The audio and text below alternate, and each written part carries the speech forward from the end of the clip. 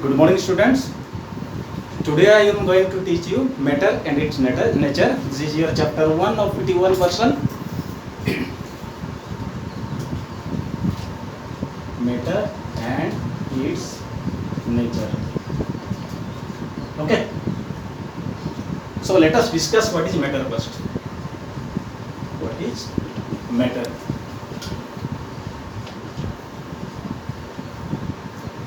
You see many things in your surroundings. Let it be blackboard, wall, pen, pencil, book, water bottle, water, and many more. Okay. These are called matters because these things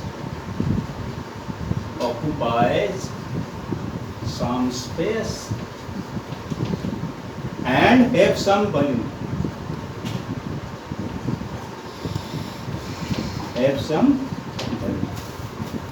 Okay.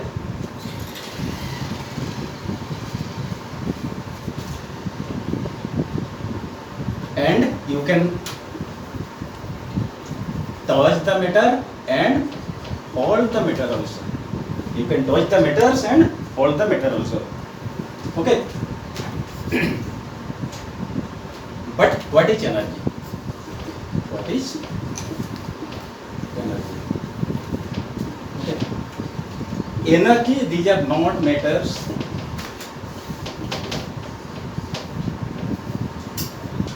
It has ability to do work. Okay.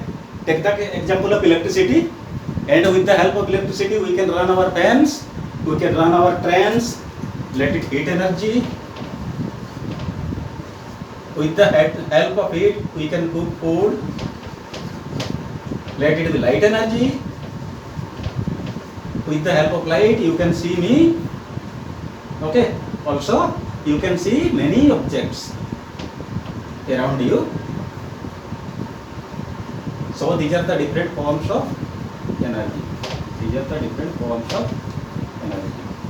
Okay. And these energies can be converted to one form of energy, one form to other. Take the example of electricity. Okay. When electric energy is applied to the fan, it converts to mechanical energy.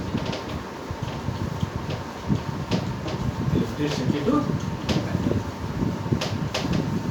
Got it? So these are the basic about matter and energy. Let us discuss what are the different states of matter. In which states matter can exist. There are three states of matter. One is solid,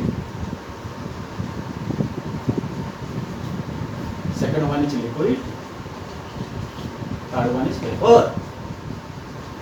Okay. These solid subjects have definite shape and volume. Liquids have definite volume but do not have definite shape. Okay. See, this is the water bottle and you can see the water up to this mark. Okay. So this is the height of the water. When I make it horizontal, then same amount of liquid it is, okay, adjust in the horizontal position. Now its size is like this. Okay, and its height is this much. So it has the same volume but it doesn't have definite shape. Okay. And next, vapor. It doesn't neither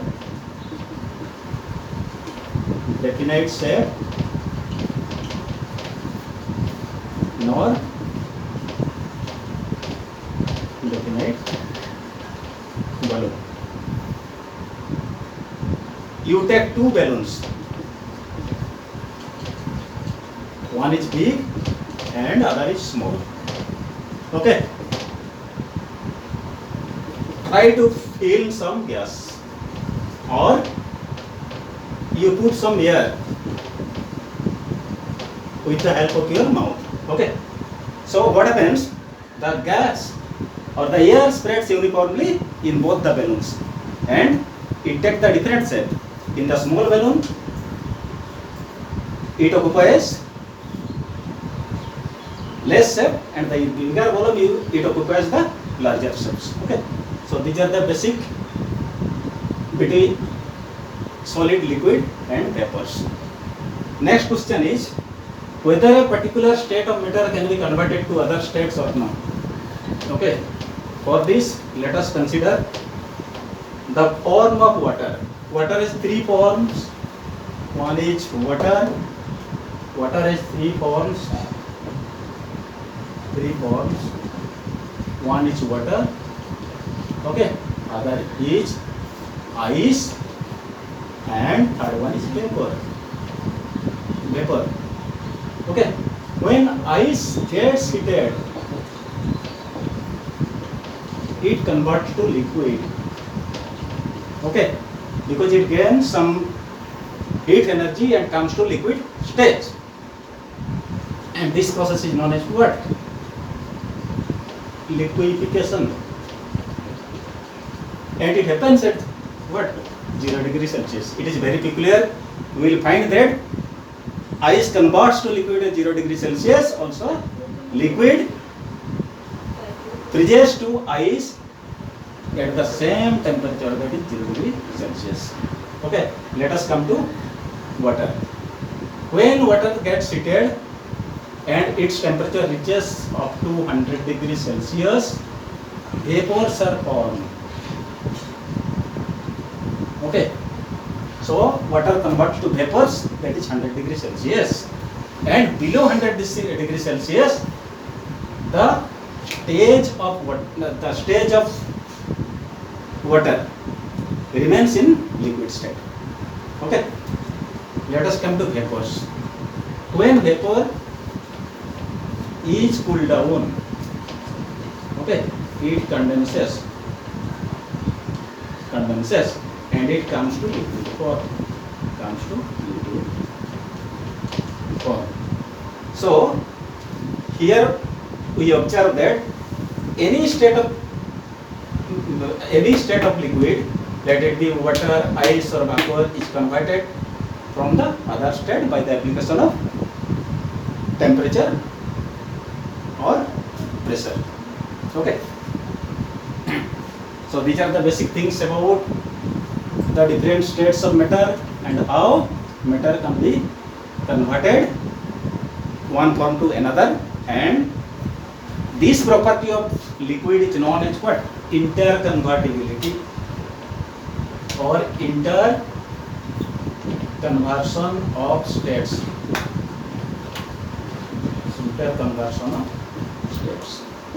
Okay, interconversion of states. Dear students, a question must arise in your mind that whether any other matters can be converted to one form to another. Okay, yeah, other matters also can be converted to one form to another. Take the examples of few. Okay, let us consider first some solid object, that is iron. Okay, and next take carbon. Okay, then take aluminium. Okay, iron is in solid states. When it reaches up to 1540 degrees Celsius, then it melts.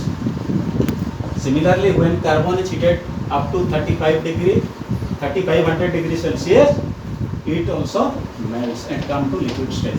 Similarly, when aluminium gets heated up to 660 degrees Celsius, it also melts. So these three solid states also can be converted to liquid state by the application of heat energy.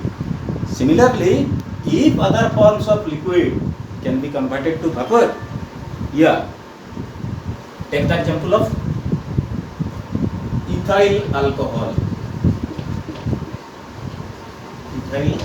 Okay, when heat ethyl alcohol and its temperature reaches 78 degrees Celsius, it becomes vapor.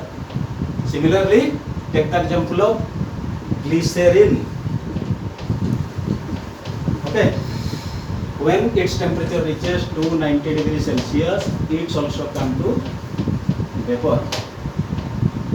But remember, the temperature at which the liquid starts boiling, these are the known as boiling point. This is for ethyl alcohol, this is 78 degrees Celsius, and glycerin, it is 290 degrees Celsius.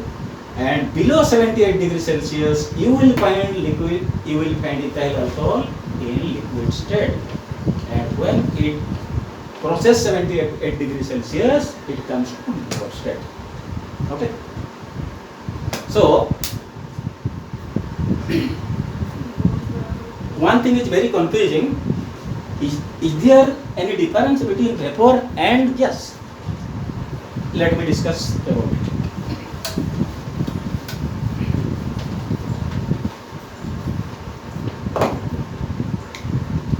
Difference between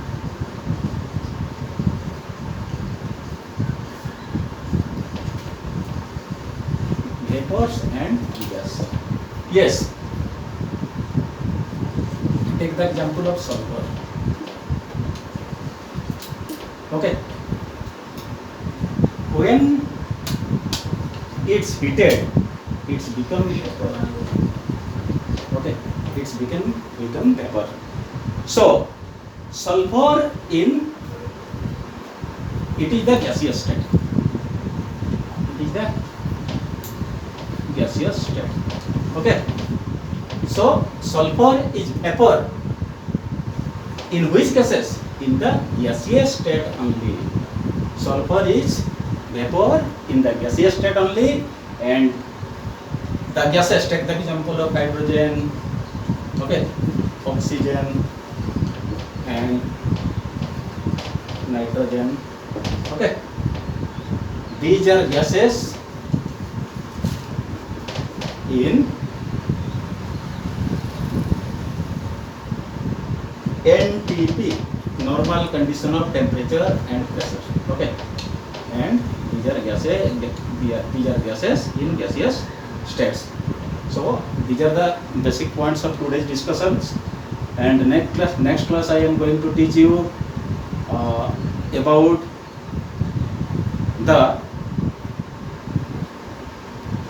elements and compounds and the composition of matter. Okay, today I want to conclude this session. All the best. See you.